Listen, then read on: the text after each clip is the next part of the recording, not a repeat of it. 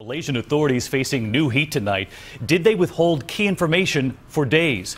ABC's David Curley on that part of the story tonight.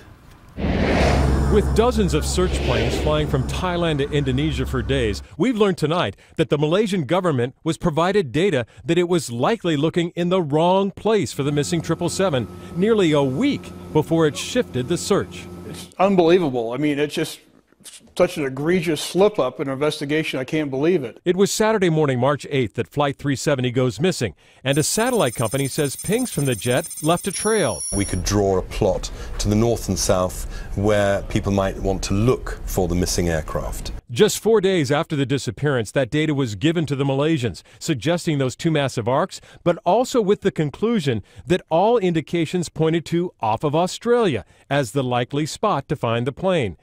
The Malaysians only shared the news of the arcs 3 days later, and it was 2 more days before Malaysia officially asked the U.S. and Australia to search the South Indian Ocean, a 5-day delay while resources were used elsewhere. And that's important. Whatever wreckage was on the water has floated greatly away from where it was. How critical is this? Debris, depending on the currents, can move 120 to 150 miles every day in this area. And every day, those batteries on the black boxes get a little bit weaker. A bit more than 2 weeks of power left on those, David. And we're going to have more on that in a moment. David Curley with us again tonight. David, thank you.